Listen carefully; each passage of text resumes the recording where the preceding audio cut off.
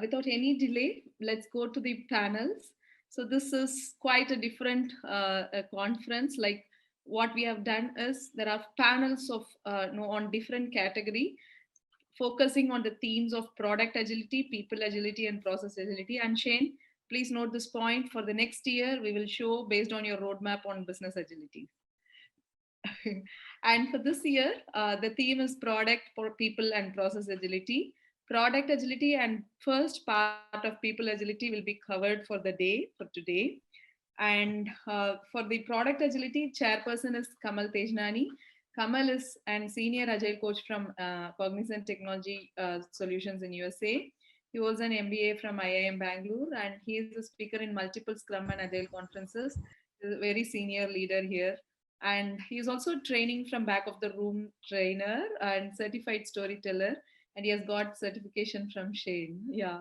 So welcome. I'm just inviting Kamal to the panel and our wonderful discussant Panindranath. So much of the support from him, and he is an industry veteran for more than 20 years of experience, and he's currently working as an agile coach in TCS, and is an agile purist. If you ask any question, he will not dilute or customize for your organization or for your view. He will say pure to the no essence of the agile, and he writes a lot of blogs on agile concepts, particularly on Scrum. So I would like to invite both of chairman and discussant. The conference is executing in this way. There will be 4 sittings, 4 panels. The first panel, each panel will consist of one chairperson and a discussant, and there will be researchers, couple of researchers for each panels as of now.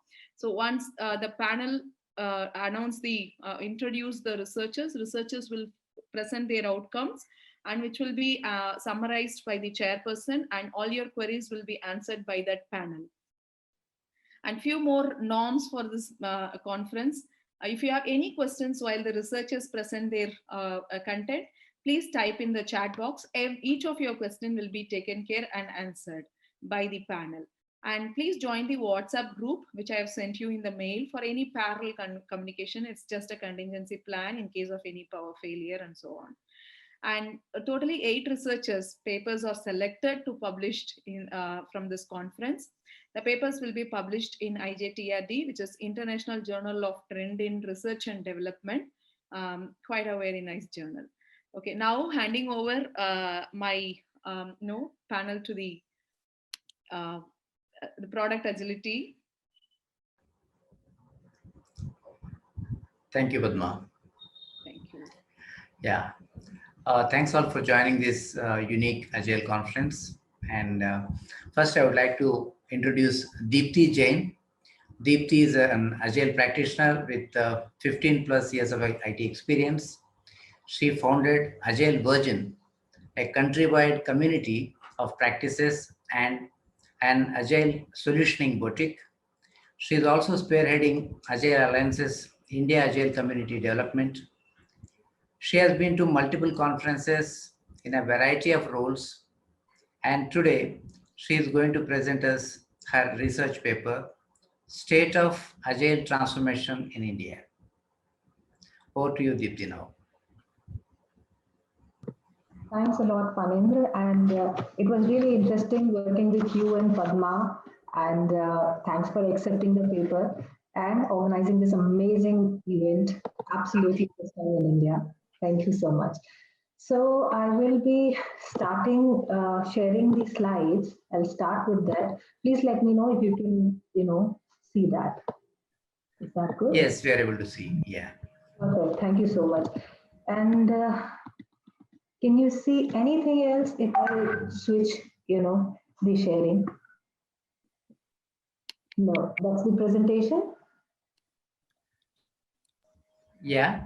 Perfect. Yeah. I mean, I just want to ensure the focus is on presentation and not presentation. Yeah, it is in presentation mode. Yeah. Thank you.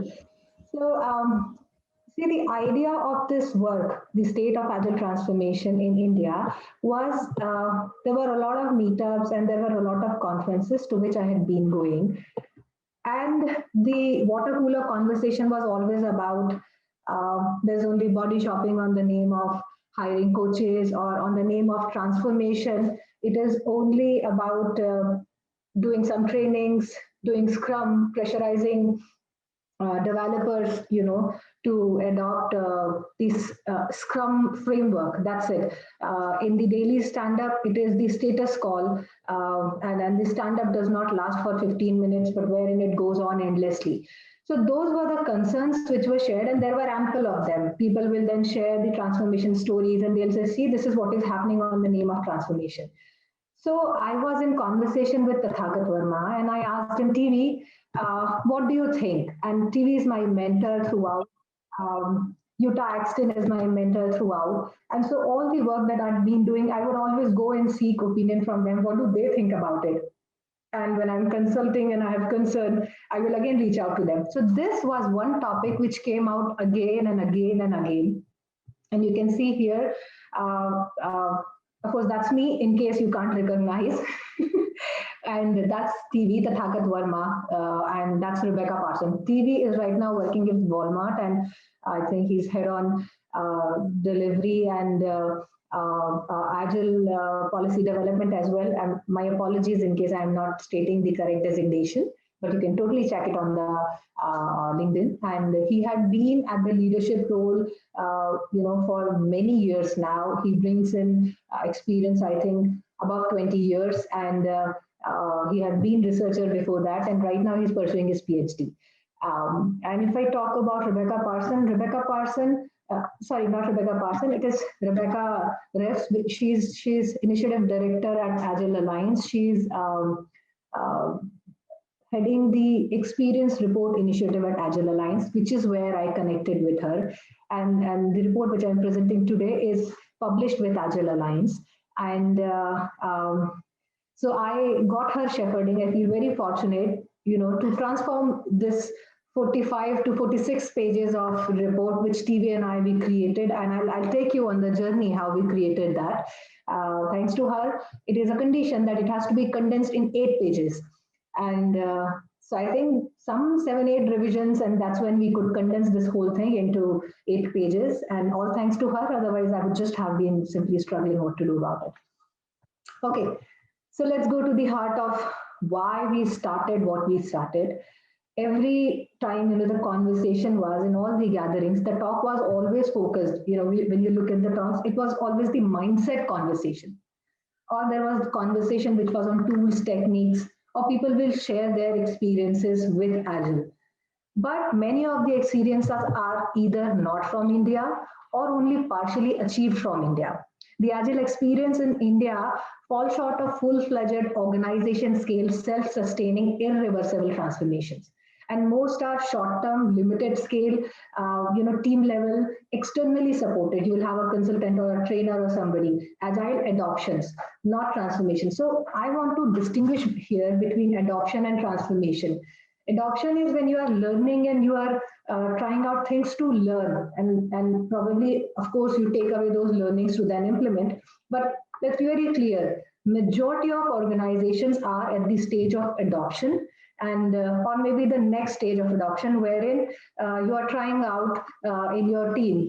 But if you talk about this is the way, no, the way has not been established.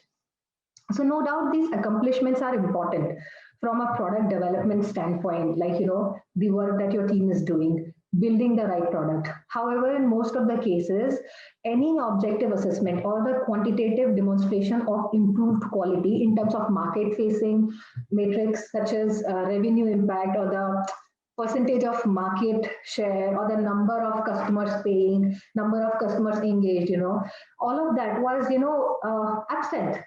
So the roles in the functions such as product management or user experience design, they only begun to surface up in probably last 5, 6 years or so. And then the complaints which started coming around by abuse of Scrum. I am not even going to Agile. The mindset and the culture is very far.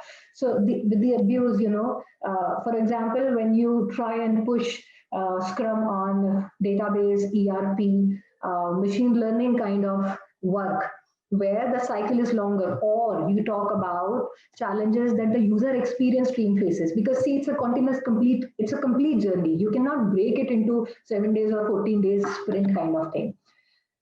And so, when all of these conversations were happening, that yeah, it was a good story to hear, on the mindset or the culture or the tools, for CI/CD, or to hear theory again in terms of DevOps, or even if when you go to the technical conferences, focus was on engineering excellence. So now what happens, when you talk about agile transformation as a whole, and not just agile. I mean, if you talk about, as Shane was also speaking about, the business agility. So that focus was lacking. And so what did we do?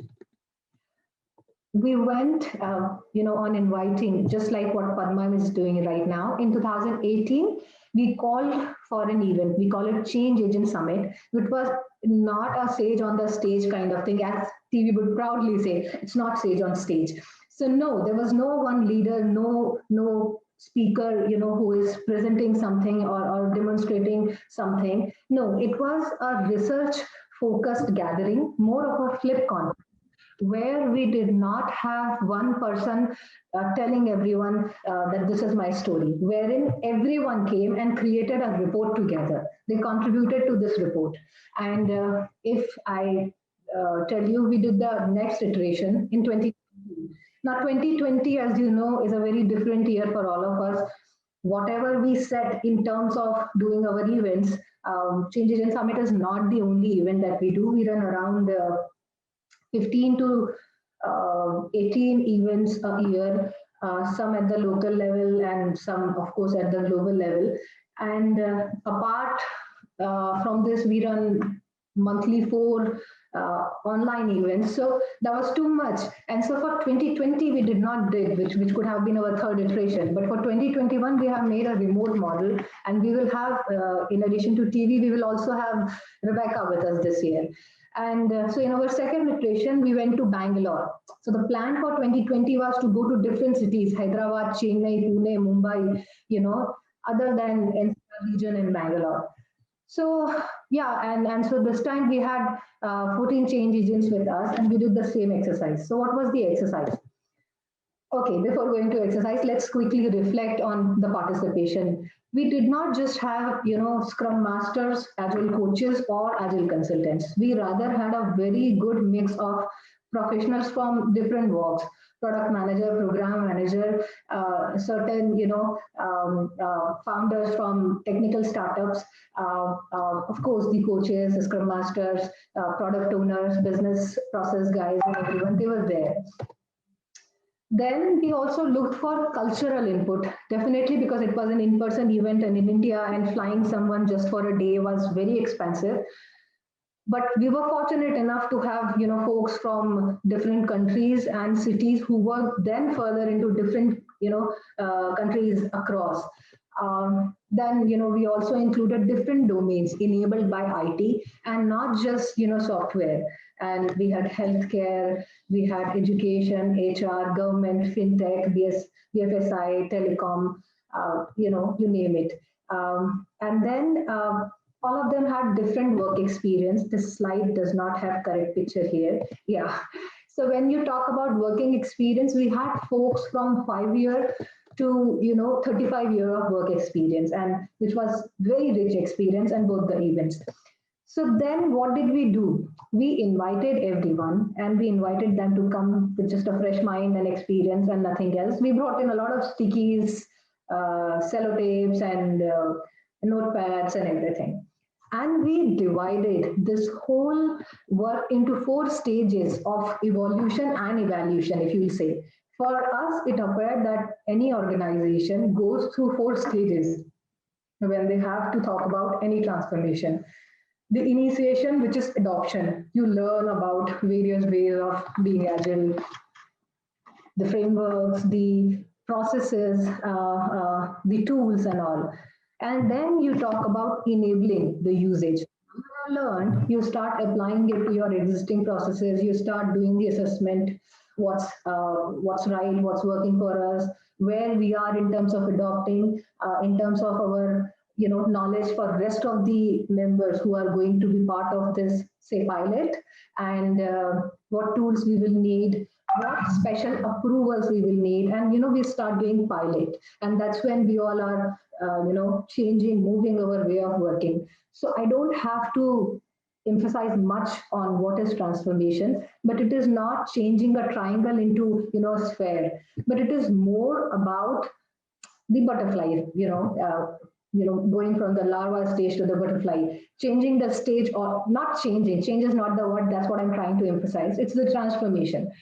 So then the next stage that we feel is relevant is scaling. So now that our teams feel comfortable into their skin, of this new being, with this new way of working, is when it comes, about collaboration and having a structure and a mindset where teams can work together, where they can enable each other. Because the whole philosophy of Agile talks about enabling each other on the greater good. I again go back to what Shane was sharing. For example, the profit sharing way.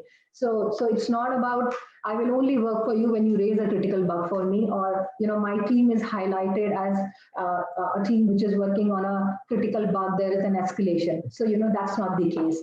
So it is about scaling not just across teams, but across departments, across business units, functions, which is involving an insight from marketing, sales, and to the development operations, and then going on based on the vision of stakeholders, and when they talk about, okay, this is the revenue, and yeah, this looks good. So that's a scaling.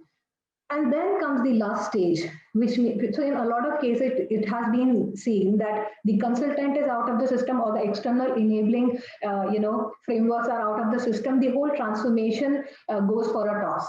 And there is nobody to maintain or sustain what has been achieved over years. And so we divided into 4 stages. The next thing that we did was we basically told people that they come forward and share their experience. Now, how do they share experience? When you do the brainstorming, the loudest voice or the most extrovert person is heard. For example, Padma here. You can hear her. And no, she's such a great coach, I must say. But for example, let's say Deepthi here. Deepthi has this habit of, okay, move it, make it fast kind of thing. So she will say, okay, fine, whatever you have discussed, tell me what you think, what is the conclusion. And then in probably 5 minutes, she said, let me conclude. So yes, so we don't want only those kind of people to come forward and speak. We would rather want everyone's voice to be included. How can we do that? So I invited TV to set the context and set the stage. Definitely not the stage, sage on stage, which is what he keeps on repeating. But one person had to set the context, and which is where we shared, these 4 stages. And we said, let's reflect on one at a time. And then let's create themes even from whatever has been discussed. So you will see multiple stickies, folded here together. These are actually grouping and sectioning, because there were so many of them that you can't see. But yeah, so then first thing which I requested TV to do was context setting and objective setting for everyone, and then of course sharing the process where we told what we are going to do today. We did brain writing first. We did not do brainstorming. So for each phase, the groups were divided into further subgroups, which is tables, and each table had 5 to 6 people sitting there. We asked them to put out their ideas, their thoughts. What do they think happens? And the major demarcations that we did. One, the key challenge, the key challenges, and the other was, key enablers. What enables the transformation, and which is where the buck stops. Those areas. And when you do this exercise, a lot of time you get confused, because what is the key challenge is enabled by something. And so a lot of time, not having key challenge is enabler. So people were really confused, but we said, feel free, stay confused, and yet keep on putting your thoughts on stickies. That's brain writing. And then you go on brainstorming and prioritization. So some decent enabler, someone who is not again going to push through the whole process. No, someone who is good at enabling, was requested to facilitate the brainstorming and then prioritization. So what are the key enablers and what are the key challenges? The top three, top five kind of thing has been taken up from each table, and then folks from all the tables. With this facilitator move and they put out their ideas on one big chart and share what they found. And we also requested each table to go and further add on. If, let's say, table one and table two have already, table one have shared their key challenges and enablers.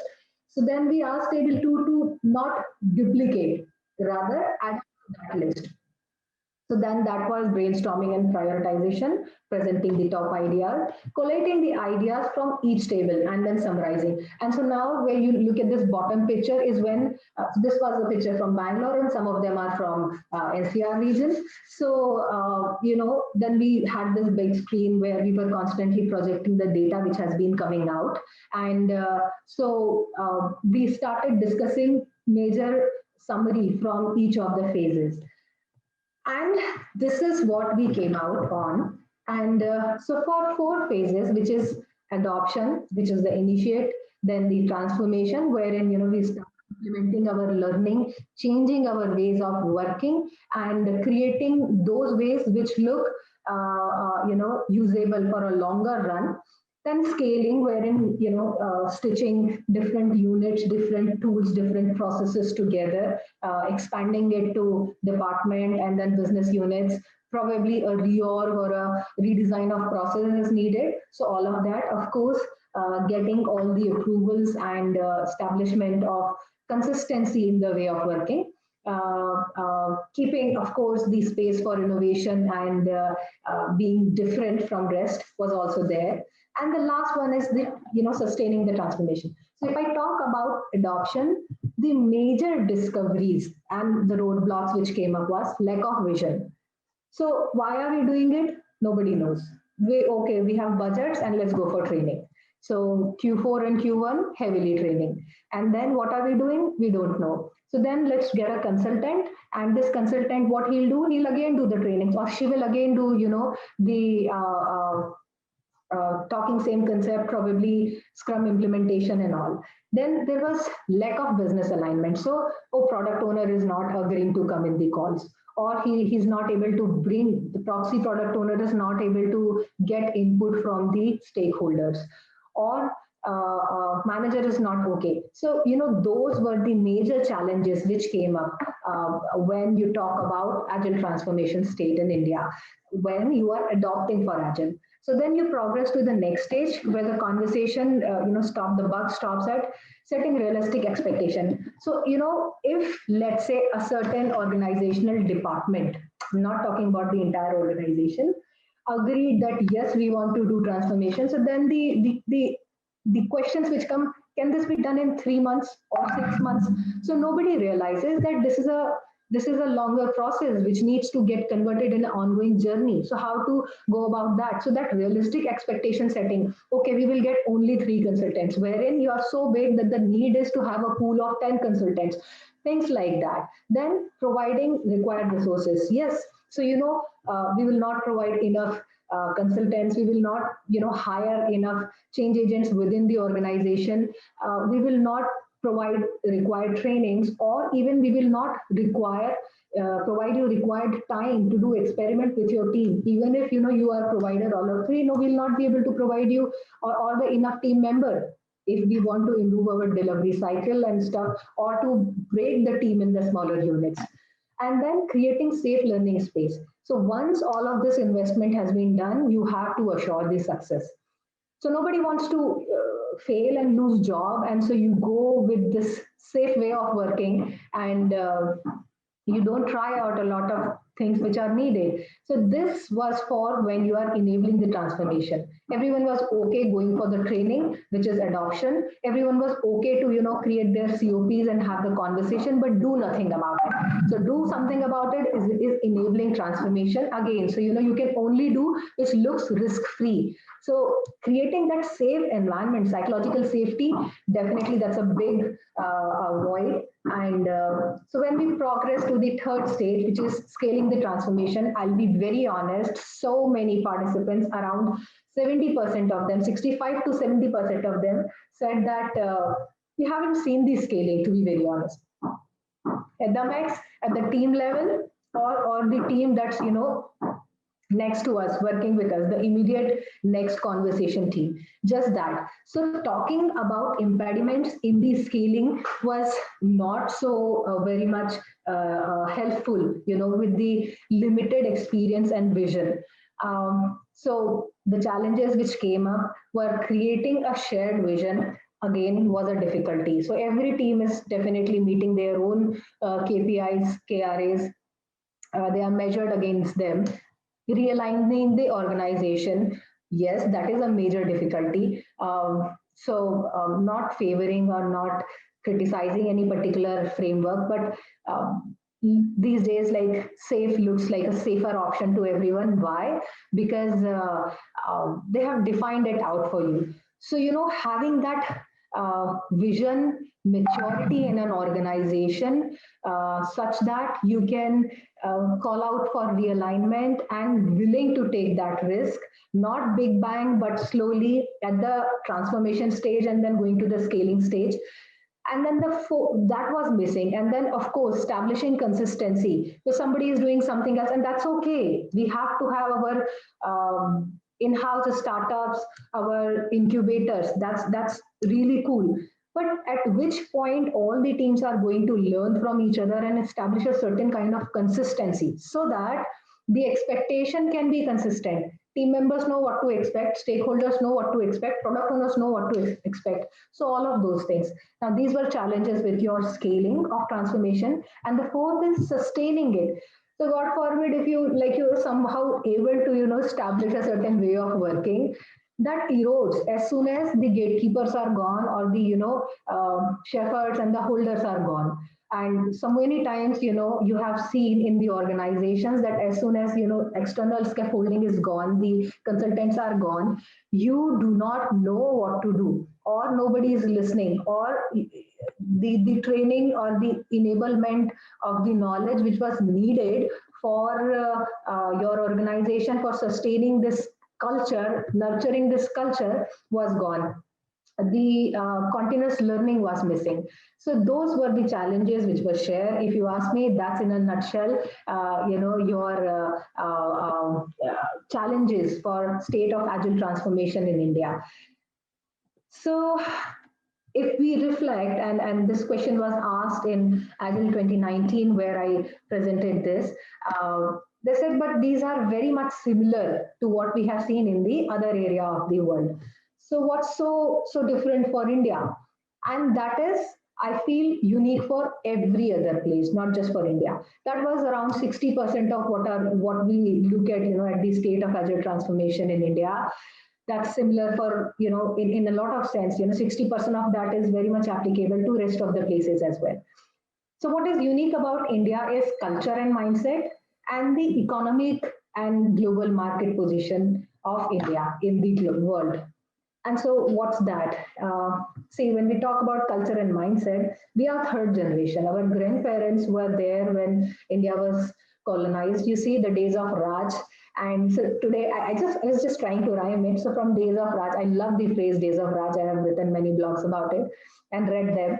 So days of Aap, where you are the one, the democracy. So those 100 years of colonization massively impacted the caste system, the way the society was divided and ruled, and the culture of respecting, and then how we define the respect. And so that culture, how it impacted, whether we are comfortable in questioning the authority, whether we are encouraged to propose something new, or we are looked upon as a troublemaker, whether the difference is celebrated or it is finger pointed and challenged all the time. So that was the impact which was further needed to be discussed. Also, of course, the generation is changing. If someone here with has 20 year of experience or 17 years of experience, they can clearly point out the difference they see with the new kids coming in the organization. And the talk is always about, look at them, when we came we were so and so, and look at them now, they have no fear, no respect. So that's the dialogue which you hear every time. Treating someone who is way too junior to you in terms of year of experience is always based on, is so junior, or including such young people into a senior level conversation is not openly done here. So that's the cultural gap and the mindset impact which we see in the Indian subcontinent when we talk about the transfer. And so when I say some subcontinent, I'm very much aware I'm not talking about just India. I had this conversation with folks in Indonesia, Malaysia, Thailand, Singapore, and yeah, similar things emerged. In fact, uh, India, it is way much more liberated when I talk about them. Not commenting on the organization or the places. But yeah, coming back to India, if I say, yes, we too have our own constraints. But yes, the question becomes, what happens when this generation, Generation Z, which is very much independent in thinking and very much rebellious and asking for what is fair for them, there was this one question which came up in Agile 2019 conference, and this gentleman asked me, Deepthi, I used to see that our Indian teams were very much flexible earlier. They were okay. They would work at 3 a.m. in the night. They were okay working from 1 a.m. to 5 a.m. shift. Why they don't want to do it anymore now? So see, that's the shift which is happening, and I think that's a fair deal. Absolutely, that shift should happen. So that is the shift which is coming. Our kids probably don't want to anymore, do something which their partners are not doing. And now, if I talk about economic and global position of India, now there are two sides of coin. One, of course, the globalization which came in the PV Narasimha Rao's reign in India definitely opened gates for so much of opportunities. And yes, if we again reflect a bit on culture and mindset, Indians really beat themselves up. The parents would beat you, when it's about education, you have to be a topper or you have to be a scholarship holder and stuff like that. The conversation is always about the white collar job. Conversation is about the government job or the IT jobs, which became next government job after PV Narasimha Rao and the globalization. So even if Indian knows, say, let's say 80% of it, he'll constantly feel like, no, I need to know 100%, and then only I'm suitable. And the constant attitude of saying yes or wanting to deliver more, that somewhere actually pressurizes the entire race, everyone else in the organization, and that you will see. So that was one mindset scenario. But what we actually have been for a good generation, the IT outsourcing operations unit, the GICs, the in-house centers, the cost-cutting centers, the work that used to come was mostly, the first generation, which is the support work, opposite to, 1.0 problems, the development initial problems or the discovery problems. No, only the legacy codes would come and the maintenance work would come, and which would be very small scale. The decision making was absolutely zero here. The entire focus on the decision making was on the cost minimization. So if the work, the shit goes in, shit goes out.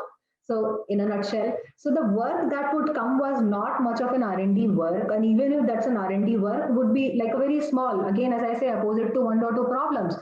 So what are you expecting? Of course, a huge amount of demotivation and sense of no purpose, lost is there. And cost, of course, containment strategy for legacy system, that was one thing. If, on the other hand, you talk about the new product development and all, that was mostly for startups. So if you get venture capitalist or you get, acquired timely, then you can do fine. Your struggle. So as a startup, your entire struggle is about what? Let's get the VC or let's get it acquired. That's the entire focus. So so the agile again gets impacted when you are a startup. There is so much that you do in a total chaotic environment. And so there is not major scaling that you see. And the scaling really in the startups take a toll. I am sure many of the consultants or the employees here who have worked with startups or are still working with startups can confirm that. So that is where the global and economic position, the economic and the global market position of India has impacted agile transformations in India. Now, when we again go back to Generation Z, uh, we will be able to see that Generation Z is not surrendering that easily. Generation Z is a startup generation. Generation Z is a generation who is questioning. And so Generation Z is the generation which said, no, we are not going to work all the time 1 to 4. And Generation Z is really a brilliant generation, knows that, no, I don't need to focus on everything. I really enjoy this stream of technology and I'll rather focus on that and I want to experiment and innovate and not just ordering following the orders. So that's the Generation Z. And so for us, the Change Agent Summit creators and the Change Agent Summit, the change agents, our future of work is to continue this effort of Change Agent Summit and not just have this in-person report, create the in-person report and push out a survey, work extensively on survey. And I want to shout out for Prachi Saraf and Payal Jain, who have extensively worked a lot. The version 1 survey was created by me, Sonali, and Tathagat Verma. And then the version 2 is done by them. And so we are preparing this whole thing for 2021. And I definitely want to invite you all to join us. And so with that, we hope that we will be able to deliver way more concrete reports and the data points, and which will be probably an outcome of, tens and thousands of Indians will speak about what sort of transformation and agile adoption they have seen. So that's it, guys. That's all about, from my side. I am open to questions. Thank you, Deepthi. This is Panindra again. Thank you. Yeah, it was fantastic, really. And you are having a quality of putting straight to the point. Sometimes pricking also. It's very good. Before going on to the questions, I want to make a point. The way you are mentioning, right? The current generation.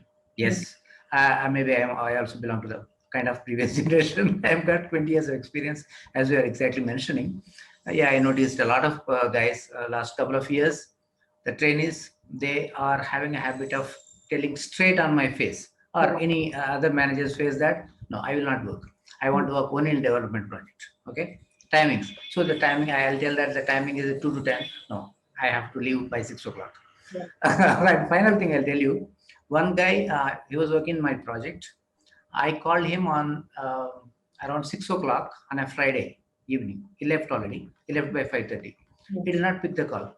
I was having some work and then I ignored. Monday morning he's coming and asking, oh, you called on Friday, right? So, so why did not you ask me? That is the generation now. Yeah, that's true. Yeah. Okay, fine. That's good, really. We have to learn. Yeah. So I also see a question from Anant Joshi. He's Yes. saying, in the scaling agile, why do we need to realign the org? Not sure if it's must to step.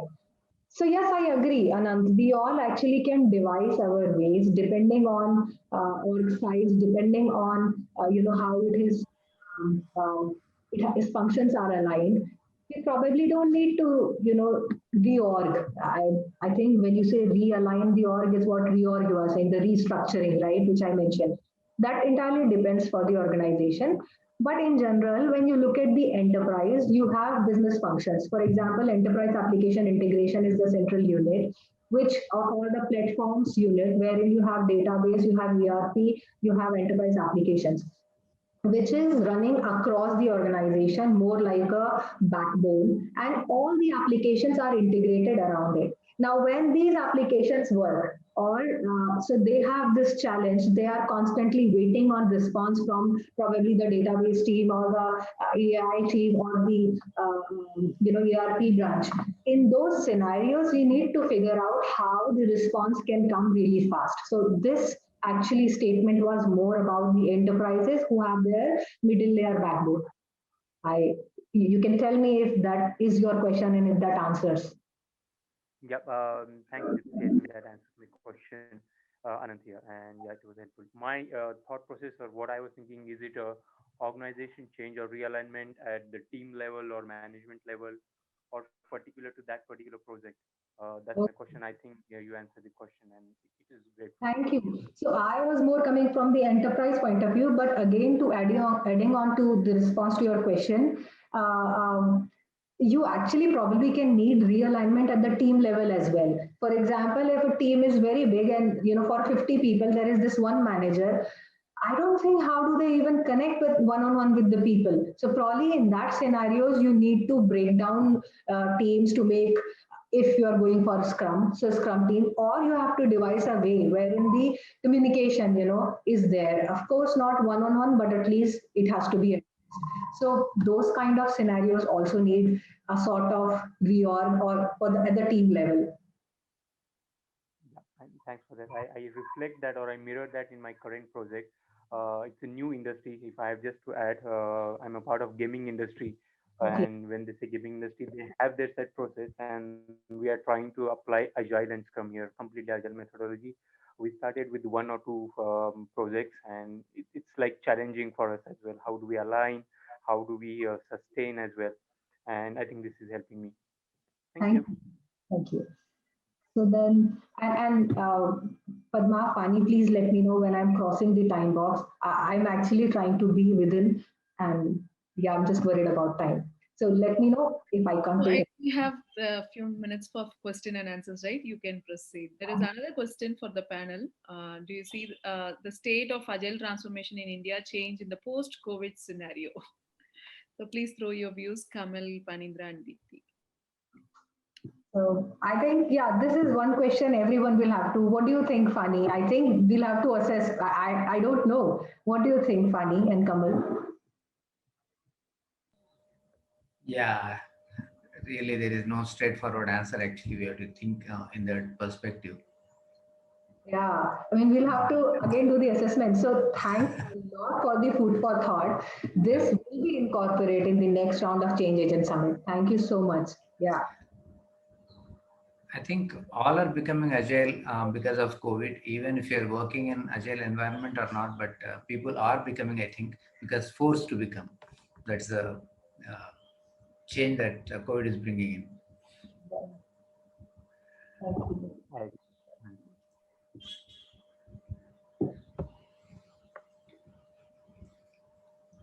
I think that's pretty much it. Yeah. And I'm really, yeah. Sundaresh Sethuraman, we are not talking about any agile transformation post-COVID, but there is a paper from Girish in the same day today, which speaks about how to handle agility in this COVID-19 situation. Please stay tuned. Let's hear from him on his outcome. Okay. Yeah, Uh, thanks, Padma.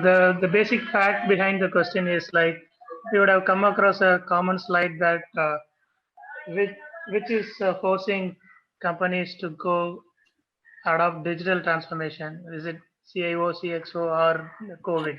So like that, I think since agile and digital coexist, I thought okay, this will make more sense. And awesome presentation, Deepthi, because although you had presented last year, the lot of facts are very true and very relevant even for some more years to come. So there's a lot of ground, lot of research into it.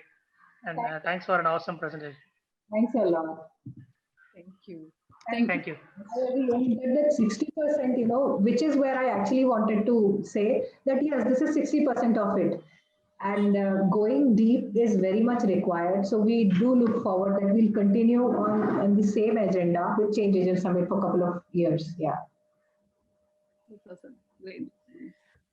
Any Thank more questions? Thank you. Thank you. Any more questions from anybody? Anybody, please.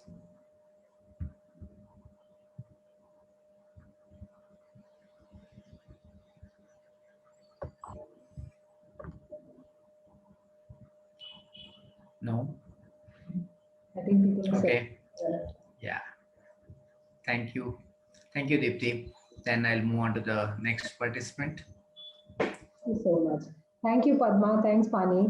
It was lovely interacting with both of you in this journey. Thank you very much. Yeah, it was wonderful. Thanks, Dipti.